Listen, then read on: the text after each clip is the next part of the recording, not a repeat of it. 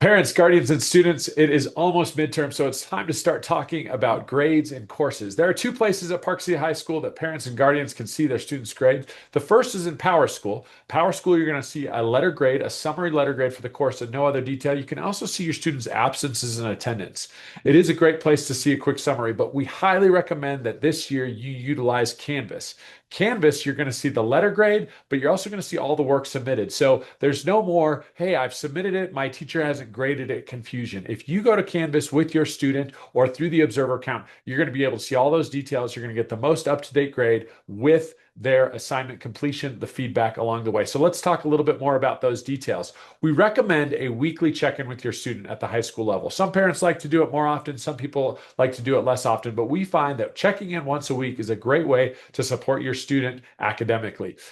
You can do this via Canvas two different ways. Well, really three. First and foremost, you can just look with your student on their account. They can't hide anything from you. They're going to show you what's happening in the Canvas course. You can, too, use your student's login to access their Canvas account. Or third option is to become an observer of your student's account. We've included a page, a one-pager on how to do that to the email that is going out with this video. Once you're in, whether it's in Power School or Canvas, this is what you're going to see. This is Power School right here. And if I can step to the side for you, you can see you have letter grades on the column that says Q1. And then further along, right there, there's absence and tardies columns. In this example, this student has no absences or tardies, but there would be absences and tardies if a student had one. And on the specific days, that would show up, your absences and tardies would show up in this week column, and there would literally be a T or an A if the student was tardy or absent, and an E if it was excused. If it was medically excused, it would say M, and if it was school related, it would have an R.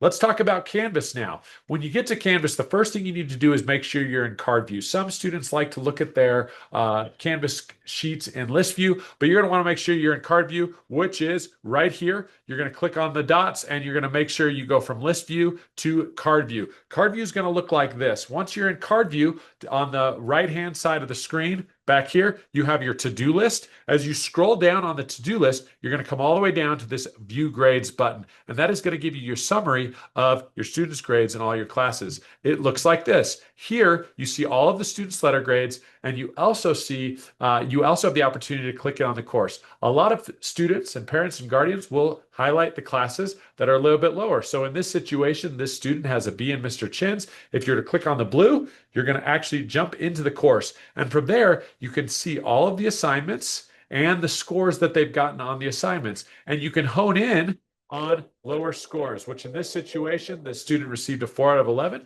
and that's what's bringing their grade down to a B. In some circumstances, you can work with the teachers for the possibility of options to redemonstrate proficiency and increase that grade, but that's going to show you why your student has the grade they have. The other option, this would be a traditional view. Some of our teachers are in a standard reference approach. And here, when you're in standards reference, each standard, what they're trying to accomplish, for example, in ecology, flow of matter and energy, will have a summarizing score of proficient. And as you go down, this standard ecology has a developing score. That is the area that the student needs to target. And you can click on the assignment with a developing score, and you can target that assignment for increased proficiency. How grades in standard reference views, how grades are computed, it is based on every standard that is taught. And if a student is proficient or advanced on all of the standards, they will receive an A for the quarter.